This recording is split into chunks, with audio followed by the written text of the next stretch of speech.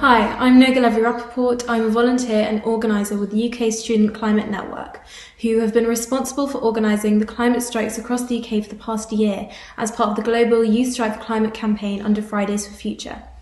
Amongst other events and rallies, we've organised the global climate strike that took place last year on September 20th and was the largest climate mobilisation ever to take place in the UK and in the whole world. We're campaigning not just to decolonise and reshape the education system to accommodate for the political and environmental ramifications of the climate crisis, as well as to enfranchise and empower young people, but we're also campaigning for a Green New Deal, which will centre a just transition for those on the front lines of ecological catastrophe and will directly tackle the structural inequalities that brought about the climate emergency, focusing on the UK's fair share of fighting the climate crisis and its historical responsibility in the battle for real climate justice. As a country, we've taken more than our fair share already, and for youth strikers, every strike is a reminder of this. The power that the UK yields from the privilege to protest that strikers have to the UK's dominant position in repeatedly obstructing international climate policy, along with other Western countries, is a power and a safety built on the backs of exploiting the global south. This is a power built on taking more than its fair share, a power intent on destroying the planet. This power relies on the UK retaining its stolen wealth. It relies on governments maintaining and upholding the lie that the UK reached this level of excessive financial power through fair and equal systems. And this is a matter of basic empathy, of repaying the debt owed by the UK to those who have suffered so much as a result of the UK's actions. Because at its root, the climate crisis is a great injustice. It's a war being waged against the most vulnerable so that the richest can continue to line their pockets. But this truth about the fossil fuel industry, from their neocolonialist techniques to their exploitation of people and politics in their search for eternal profit, has stayed hidden for so long, and we're still only scraping the surface of public awareness. Because one of the things that we have to remember is that the climate conversation is a huge one, and it's not all centralised in the UK. Our first step is to ensure we don't erase that history, but instead look to Indigenous environmental defenders across the global south, activists of colour, and working class people in the UK and beyond, and have conversations that are dominated by those groups, rather than trying to just open up existing, probably already problematic discussions perpetuated by those who see the climate movement merely as an opportunity to profit from renewables and continue exploitative cycles. Instead, we have to restructure the way the mainstream treats activism, and that means constantly elevating and focusing on the most vulnerable. Ultimately, this means calling the UK's debt and payment of its fair share what it is: reparations. Reparations to the global south for the damage directly, cruelly, and willingly inflicted by the north. Avoiding that word, reparations, means purposely forgetting that the UK has a historic responsibility in this crisis. Imperialism and colonialism laid the groundwork for the climate crisis, and the UK has an abysmal record of extractive, exploitative capitalism, and the government, rather than trying to end its search for an ever-expanding economy and continual growth, is instead polluting and pillaging on an appalling scale. Boris Johnson is funded by deniers and backed by crooks. We can't expect his government to act on the climate crisis out of the kindness of their hearts. We have to force this action to take place, and we do that by reclaiming our streets, our power, and our voices. There's no room for compromise on solving the climate crisis. A crisis born of all the world's inequalities and perpetuated by them is a crisis that can only be resolved through paying back the debt owed. That's what it means to have ambitious climate plans, to have green recovery plans rooted in empathy for those struggling and direct support for those who are forced into precarious poverty, totally unprotected in the face of ecological catastrophe as a result of the UK's culture of exceptionalist greed. The crucial fall of capitalism through paying the UK's fair share as part of genuine empathetic climate ambition must be deliberately engineered to be a fall that can finally liberate those who have suffered under colonial powers and been trapped by the devastation of the climate crisis, rather than a coronavirus-fueled collapse that will crush us all underfoot. That means that what we do next after this pandemic could change everything.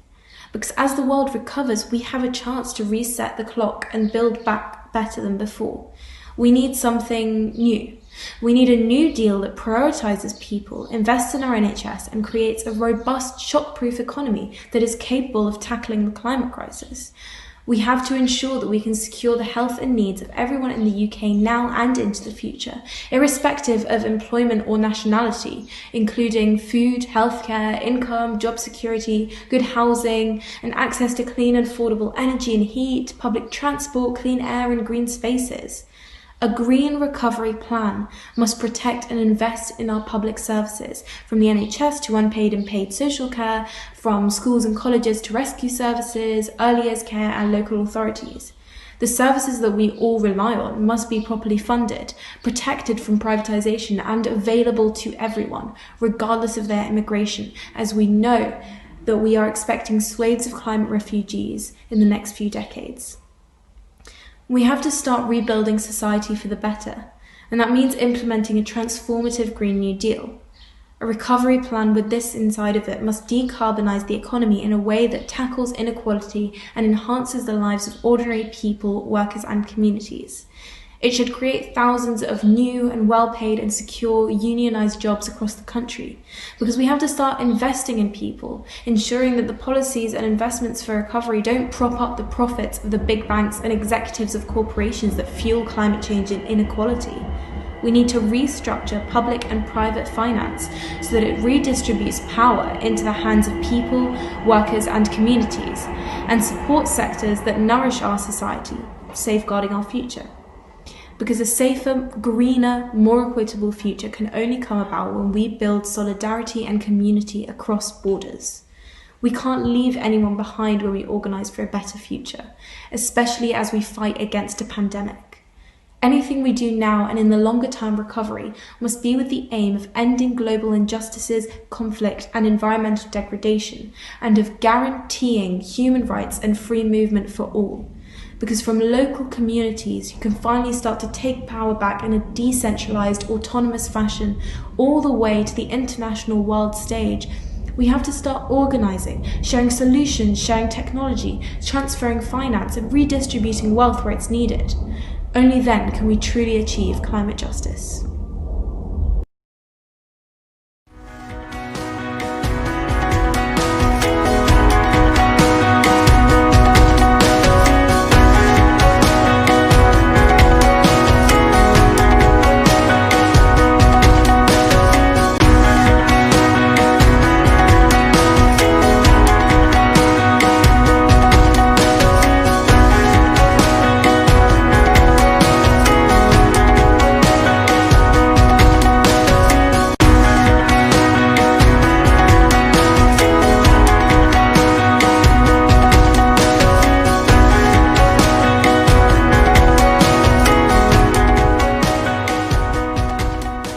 Hi, I'm Pete, the CEO from Future Solutions, and we are proud to support global social leaders and the GSL Festival at home.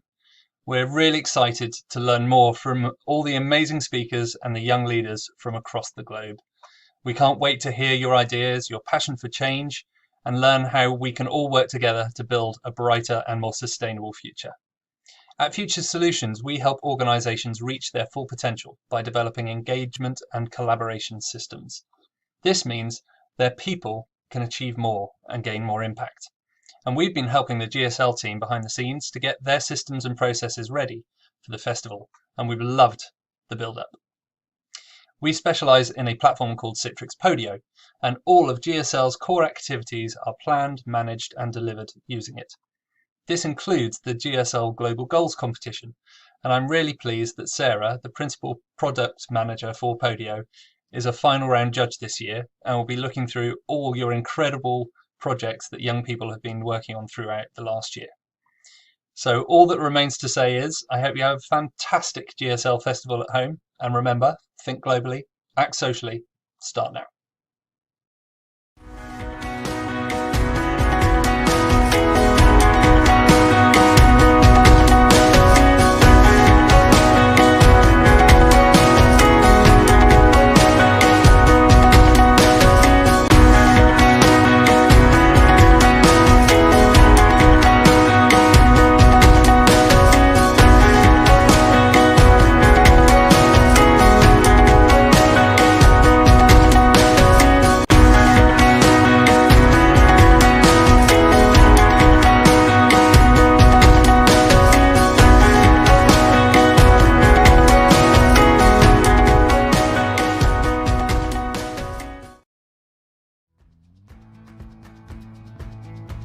Well, I think it's a great opportunity to meet people from different culture, learn their unique traditions, also their unique perspectives on global issues, and also a wonderful chance to have a trip in London. The listening part and how to communicate with different team members make me feel that leadership is not only about telling others, you do this and you do that, but also you need to be a learner, a listener, and also partner. I would recommend them to come because they really can make many friends. Their social network can expand and also expand their horizons on all the news and the problems worldwide. That's really beneficial. GSL it's a platform to show yourself, also to accept others. It's also a family to provide you with warmth, love. It's a place to embrace imperfection and diversity. What makes World Summit special is the young people that are coming around the world. They bring their wonderful diversity, the diversity of thought and perspectives on the world, on social issues. And another key thing is the staff on program. They are also running their own social action projects, so they are doers and providers of social change, which is absolutely amazing. And I think the third component is the wonderful venue, Wellington College, which is just a beautiful space to grow and learn. A personal highlight for me this year would be definitely the values session. It's just something magical after a few days when young people are together and they have this time for reflection and exploring what is really important for them. This is a wonderful space, and all those big moments are why we are doing it for. GSL is the greatest youth festival on earth. If there is a young person out there looking for a unique experience that can help them grow as a person, grow in their confidence, and also to meet incredible, inspiring young people around the world, World Summit is the place to be. I chose to come on GSL World Summit because I wanted to understand how to lead a social project and how to persuade people that my idea is worth making. So far, I understood how to tolerate differences between people, and also I understood how to be more open to people and how to understand them better. When I see a very radical person, now I know how to understand them and talk to them, so we get to a consensus. When we went to Oxford, I had a really personal talk to one of my friends, and it's so interesting how you meet the person for only 2 weeks and you're already so sincere and they are so supportive to you. Actually, there are 2 sessions side by side going on. One is exclusively for the students and another is for the teachers. And in teacher program, there are many issues being discussed about leadership, modern leadership, which is mainly about global leadership. And today the program ended with a discussion on Millennium Development Goals. Okay. And the topics were very interesting. And I can say that this is Wellington College, where the glorious past is meeting the promising present. And this college has a legacy. For some time, at least for 12 days, you create a mini world here. So it's clearly a place of cultural amalgamation, or we can say cultural symbiosis, or the 5 continents are coming together and various cultures and various practices and various ideas are being discussed. And within 12 days, they clearly understand what the world is and what are the problems of the globe, and they find solutions to overcome it. GSL is, in my opinion, is unique, and simply I should say it's great.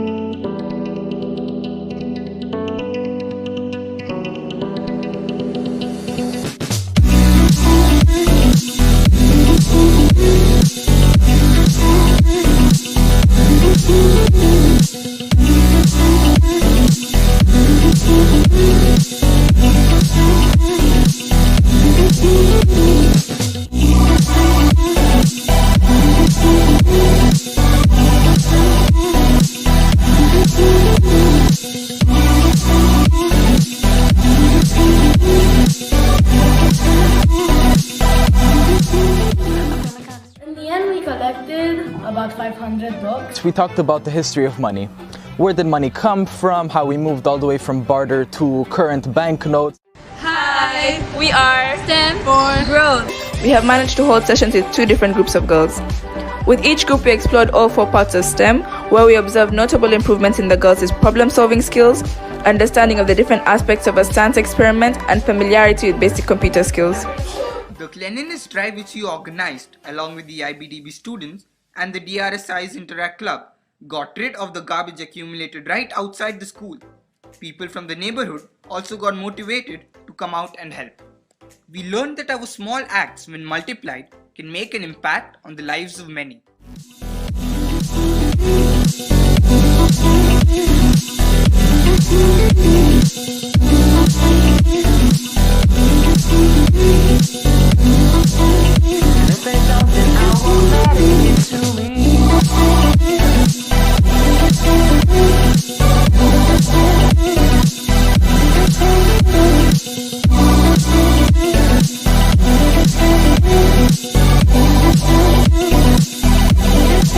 We are starting small, but through our partnership together, we will reach goals that are long-lasting, and that is the key: sustainability, long-lasting.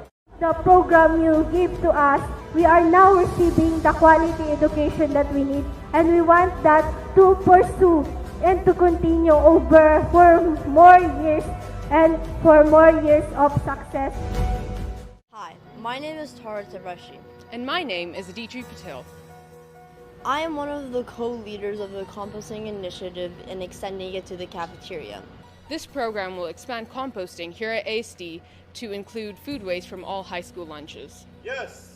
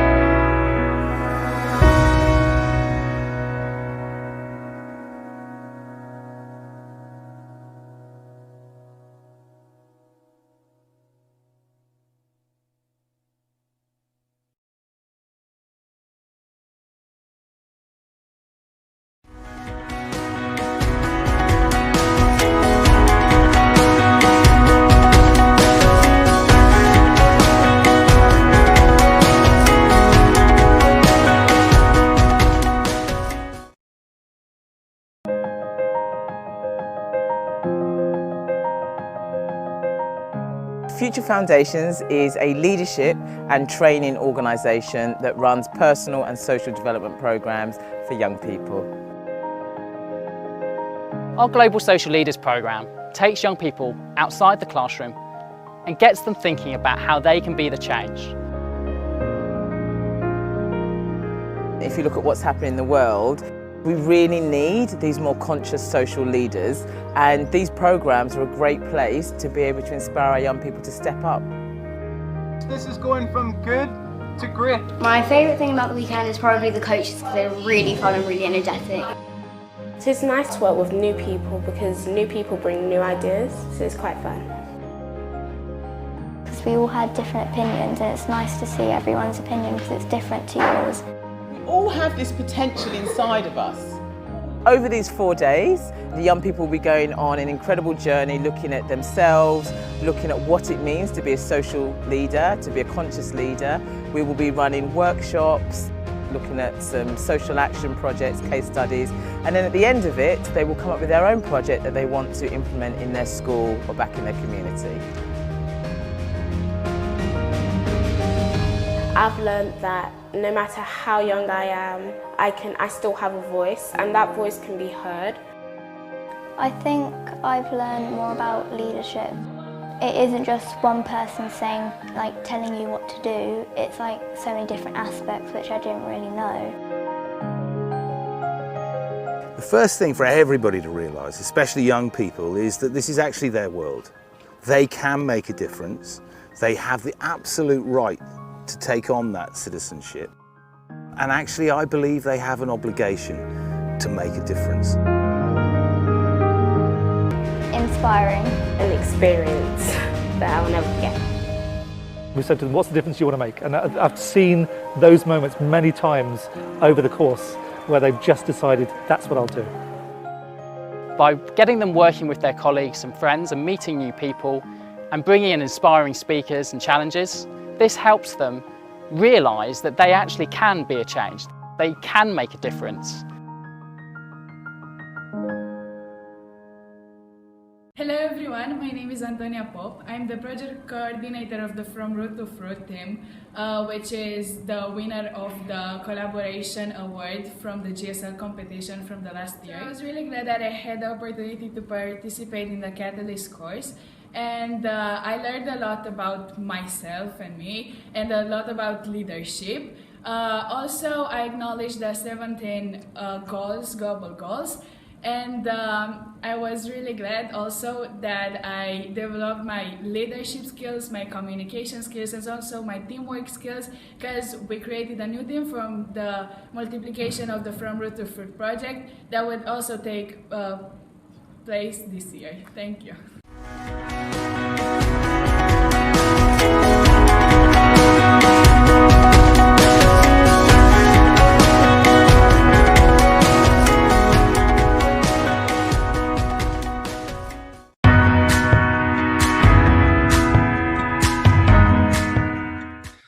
Hello, welcome. We are Voicebox. My name is Andy, and before we kind of tell you what Voicebox is, we're going to dive straight into an exercise that we do during some of our workshops. So I've asked all of the other guys here to bring an object with them that's going to describe how they're feeling today. So Jack, I'm going to go straight to you. You've brought an object with you. Show us the object and introduce yourself. Brilliant. So hello everybody, my name is Jack and I am the Project and Outreach Director of Voicebox. I'm currently living in Suffolk with my parents, which is in East Anglia. And the object I brought today is a candle. So the reason why I brought a candle is because I'm feeling quite relaxed, I'm feeling quite calm, and I think a candle represents that really well. Nice, lovely. Okay, John, how about you? Hi, so my name is John. I'm the social media and marketing director at Voicebox. I'm coming from sunny Manchester at the moment, and my object is these. Because the sun's shining, I'm feeling pretty cool and I'm feeling pretty relaxed. Lovely. Yeah, looking very cool, John. Thank you. And finally, Freddie. Hello, I'm Freddie. I'm the Voicebox Finance and Administration Director, and I am living in Islington with my partner at the minute. And my object is this nice little mini sunflower garland, because I'm feeling pretty summery, I'm feeling pretty sort of flowy and pretty flowery, and I'm ready to have a nice evening this evening. Oh, yeah. Lovely. So yeah, my name's Andy. I am the Managing Director at Voicebox, and I'm living in London with my partner. And today I've brought with me this kind of banana game. I've brought this because I'm feeling pretty good. I'm feeling pretty happy. It kind of looks like a smile, but also there's loads of little pieces inside this because it's like a game. And this morning when I woke up, I was feeling a little bit stressed because I had loads of things to do today. So it kind of reminded me of that. But I'm feeling good and feeling excited to run this video today. So yeah, the reason why we wanted to do that little exercise at the beginning is because a lot of our work is focused on mental health and masculinity. And within both of those things, communicating and talking about how we're feeling is a really important theme. So we basically just wanted to start by telling you how we're feeling. So now that we've done that, we will move on with the video, talk about what it is we do, the projects that we do, and why we created Voicebox, and then that'll be it. So before we start, a big thank you to Global Social Leaders for inviting us to the talk today. And yeah, we hope you all really enjoy the video. And now I'm going to pass on to Jack, wherever he is, to talk a little bit more about what Voicebox do. Okay, so what is Voicebox? So Voicebox deliver drama-based workshops and projects for young people across London to explore masculinity and mental health. So within these projects, we address a range of associated themes such as feminism, the LGBTQ+ community, relationships, identity, and well-being. A lot of our work is with schools and colleges. So we work with young people from the ages of 6 all the way up to 18 years of age. But we also do collaborations and projects with universities, with youth centres, charities and theatres. Lovely. So just to go into that a little bit more, when you say that we explore masculinity, what does that mean? So by exploring masculinity, the aim of our workshops is to challenge the negative aspects of masculinity that are taught to boys and to men, and how it teaches them to be a certain way. So, for example, they should always be tough, never show their feelings unless it's anger, don't cry, win at all costs, be reckless and daring, and just dominate the space. So the aim of our workshops is to talk about these negative issues and offer a caring masculinity. So an alternative masculinity, which is based around care, love, empathy, and emotional literacy. Amazing. Yeah. So we're trying to challenge all of the negative aspects and then replace it with a kind of healthy masculinity centered around care. Amazing. So next, we're going to talk about why we wanted to create Voicebox.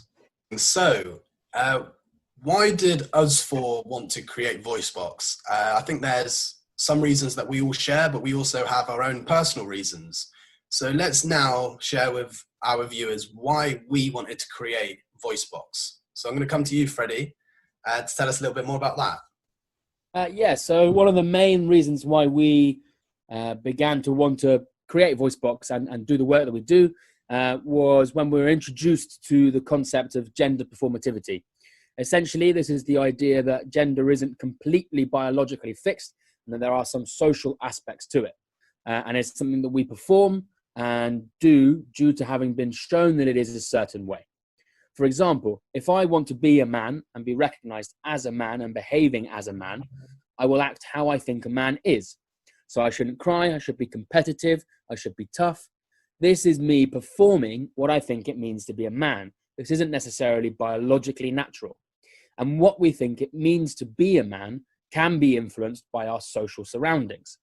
If we understand that gender isn't necessarily this fixed thing, and is something that we do, then we are able to change what it means to be a man. Us understanding this idea started the journey of us creating Voicebox. And for me personally, one of the reasons why I wanted to create this company and do the work that we do is to tackle some of the issues surrounding male mental health and men's mental health. There's a history of mental health issues in my family, and I have a history of mental health issues as well. And they are in part socially fixed and a result of things that happened in my childhood and my parents' childhood and my uncle's childhood. And that masculinity meant that that wasn't dealt with in a healthy way, which then resulted in mental health issues later on down the line. And is not necessarily just in my family, that is more widespread in our society as well, as shown by the sort of male mental health statistics that are widely available now. For example, the fact that 3 out of 4 suicides in England at the minute are men, and that men are more likely than women to complete an attempted suicide. So yeah, those are the reasons why I wanted to create Voicebox. Thanks, Freddie. Thank you for sharing. Yeah, mental health is a massive part of why we all wanted to create Voicebox. John, how about you? What were some of the reasons that you wanted to start Voicebox? For me personally, I would say the sort of growing up with the lack of opportunity to be vulnerable in front of people, in front of other men especially. Any male role models in my life never really showed any vulnerability at all. So never really got any close relationships with men or other boys growing up. So yeah, I feel like the lack of vulnerability or the lack of being able to open up really hindered any sort of close relationship with these people. And that shows in recent statistics where 55% of men have said crying in front of others made them feel less of a man. So I think that just highlights even further how important it is to be able to be vulnerable and open up. Yeah, so true. I mean, it's so hard to have a meaningful relationship if you're not able to be vulnerable. So, and I guess that's what we want to change. We want young boys to be vulnerable with their friends and families. Yeah, amazing. And what about you, Jack? I think that one of the reasons that I think we created Voicebox is quite a simple one, but just due to the lack of education that we had growing up about this issue. I feel like we never really knew what masculinity was, what the alternative forms of masculinity were, and there was kind of either one way or no way. And I feel as if we're now trying to give those young men, young boys, the opportunity to express themselves and dissect masculinity in a way that we never did, especially within a school environment. So one of the statistics for that is that boys are around 3 times more likely to receive permanent or fixed period of exclusion than girls. And I think it's really interesting to see the societal influence of that and the deep root cause of how low attainment is related to masculinity. Yeah, it's really interesting. And kind of linking back to that idea of gender performativity, you know, boys aren't born to be more likely to be excluded. And that's what we mean by this idea of gender being something that we learn, you know, some way along the line, boys in schools in the UK have learned to misbehave and put themselves in situations where they're going to be excluded. And we obviously want to reduce that. So yeah, thank you for sharing. I think for me, just to add on that is, you know, a personal reason for me has been, as I've grown up, kind of being exposed to other identities and perspectives. You know, there are a lot of communities that are oppressed by this kind of masculinity. You know, if you think about homophobia and misogyny, and yeah, I think we want the next generation of men to be respectful and empathetic. And it's not that no man is, it's actually, we think that every man can be and has been, but they just kind of forget it along the way. And I think, yeah, we want to just, kind of stop those problems from happening or reduce those problems from happening as much as possible for the better of society. And I think now what we want to talk about is why we actually use drama and theatre as a way of exploring all of these themes. Jack, we're going to come to you first. Why do we use drama? I think one of the main reasons why we use drama is that it's a really, really brilliant creative way for young people to address such important social issues. I think from leading a lot of workshops, we do have a tendency to underestimate young people and the knowledge they have about very current social issues. And I think when you give young people that creativity and you give them the opportunity to use their imagination, it can work as a really, really powerful tool for these young people to express their feelings of these social issues in a really, really, really powerful way. It also gives them the chance to take risks, and they build their confidence throughout the course of our projects. Yeah, amazing. We're always blown away by the young people when they use drama to explore these themes. John, how about you? I'd say drama is a really good way to access certain sensitive themes through the use of like story and characters.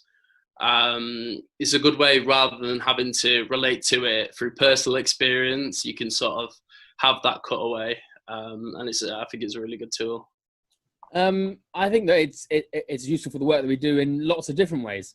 I think it helps participants to develop empathy through working with others and develop kind of collaboration skills and develop their way that they relate to other people. It allows them to make creative choices and express new ideas, to think quickly and be adaptable.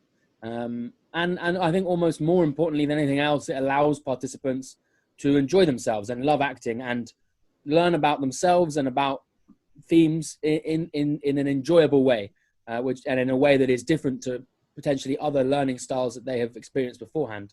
And also that we're all passionate about it. So that's a bonus for us, that we get to work in something that we're passionate about, as we've all been involved in theatre for most of our lives and all absolutely loved it since day one. So yeah, really important points. I mean, we try as hard as possible to keep the joy in the workshops, because the young, participants of any age, they're going to learn more if they're enjoying themselves. And then on being passionate, to make social action, you need to be passionate about something, and we're passionate about drama, so it makes the whole thing a lot easier for us. I think finally, just to add on for me, use our drama allows us to use our method of allowing the participants to lead the content. So if it was just, say, a lecture where we're just speaking at students or speaking at young people, there's not really much, it's not a two-way thing, but drama allows the young people to lead the content. And this just means that the workshop is relevant to them, and it means that the young people are engaged and they're more likely to actually learn, because, they're really directing where the exploration and where the content is going. And drama allows us to do that. So yeah, I think those are some of the reasons why we use drama. And now we're going to talk to you about the specific workshops and projects that we do, and maybe even give you a little example of one of them. So yeah, Jack? So what workshops do we do? So our workshops are split into 3 sections. We have our primary school workshops, our secondary school workshops, and our charity and theatre workshops. So our primary school workshops, we have 2 available. Our first one is our well-being workshop. And our second one is our what does it mean to be me workshop. For secondary, we have 4 workshops available. The first one is our what it means to be me secondary workshop, our masculinity and relationships workshop, masculinity and well-being, and masculinity and social pressures. And our charity and theatre workshops are more of a bespoke service. So we usually work over the space of a 1-week or 2-week period to make a long-term project with a charity or theatre that is based on the needs of their participants. To find out more about our workshops and our projects, you can visit our website at voiceboxcic.com. Almost forgot what it was called. But yeah, to give you a better idea of what we actually do, we're going to try and run a little example for you. So with our 8 to 10-year-old group, we run a workshop that focuses on what does it mean to be me. So our identity. And our identity is made up of lots of different things. The clothes that we wear, the hobbies that we have, our interests, and what we want to be when we grow up. All of these things add up to our identity. So what we do is we go to a school, and in the classroom or the workshop space, we will create little stations of all of these items and clothing and objects and cards with different things written down on them. And we say to the young people, okay, go around station by station, and we want you to create your identity. And so what we're going to do is we're going to try and do that now. So I'm going to ask the other three to go and find a piece of clothing that is one of your favorite pieces of clothing that kind of shows your identity, a object that shows something that you're really interested in, like a hobby or something, and also to think about, what you want to be when you're older, or what you did want to be when you're older, now that you're older. Cool? So go and do that now. Okay, so everybody's got their objects now. In the workshop itself, what we'll do is one by one, everyone will come center stage, show us their identity, the choices that they've made, and we'll give them a big clap to celebrate what they've done. So starting with Jack, we're going to do that now. Let's go. So my clothing choice is my rugby tracksuit bottoms. My hobby is to watch Mary Poppins Returns, and my job that I want to do when I'm older is to be a vet. Amazing. Everyone give a good clap. And John? So my clothing is my pink t-shirt, nice for when the sun's out. My hobby is weightlifting because I like going to the gym. And what I would like to be when I'm older is an astronaut. Lovely. Well done, everyone. Everyone, big clap. Okay, and Freddie. My item of clothing is my favourite linen flowery blue shirt. Amazing, look at that. And my object is Paco the Peace Lily, because I love gardening. And what I want to be when I'm older is I want to be in the SAS. Wow. Amazing. So yeah, we do that with the young people, and we really celebrate their identities, the choices that they've made. But then what we do is we have taped, using gaffer tape, we have taped 2 big boxes on the floor. One of the boxes is called the boy box. One of the boxes is called the girl box. And now what I'm going to do as the facilitator, who is acting as if I'm representing society, I'm now going to box their choices, either boy or girl, based on what society would say and how we understand society to think. So Jack, I'm going to take yours first. So Jack, if you could just show your tracksuit bottoms. Yep. Brilliant. So tracksuit bottoms for rugby. Yeah, that's a very boy thing. So that's a boy thing. Well done, you're a boy. And what was the other thing? A Mary Poppins DVD. A Mary Poppins DVD. Well, Mary Poppins DVD, that is about a female character. So actually you're a girl because you watched that. So you're a girl and you wanted to be a vet. Yeah. A vet is, vet's kind of looking after things and caring. And yeah, I'd say that's a girl thing as well. So 2 girls and 1 boy for you. Yeah. John? Pink t-shirt, so girl, straight away. You're a girl, thank you. Gym, weightlifting, definitely a boy. And astronaut, you got to be a boy, yeah, because you can exceed and you can do that, so you're a boy. And finally, Freddie, flowery shirt, girl. Oh, but it's blue, so boy, girl. We'll go for girl because it's flowers. Gardening, girl. And SAS, boy. Interesting.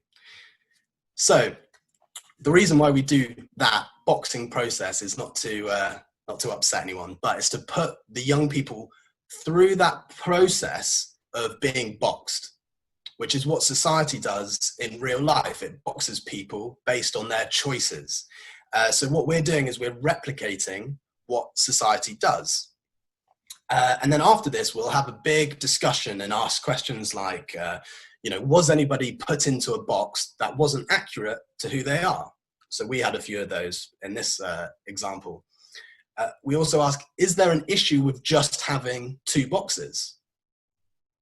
Yes, there is, we think, but you know, what do they think? And we then facilitate that conversation of bringing non-binary into the conversation. You know, and what can we do to not put each other in boxes?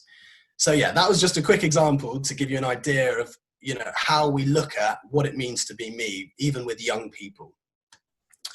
Great. So a lot of our workshops take this similar theme of us really focusing on the young people and giving them loads of creative ways of exploring these themes.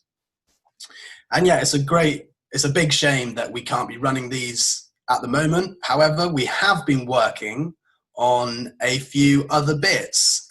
John? Yes, we have some exciting digital workshops available, and you can visit our website for more information. And as a gift from us to you, we want to offer you an exclusive discount. If you're interested in booking a workshop at a discount rate, email jack@voiceboxcic.com with the promo code GSL2020 in the email subject line. Amazing. Yes. So yeah, they're going to be really exciting. So do check those out on our website. But that's it from all of us. So yeah, once again, thank you to Global Social Leaders for inviting us.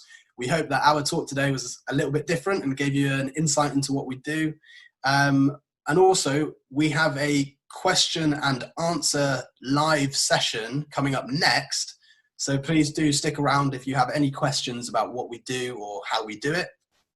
But yeah, that's it from us. So thank you very much. Enjoy the rest of the festival and goodbye from Voicebox. Bye. Bye. Bye.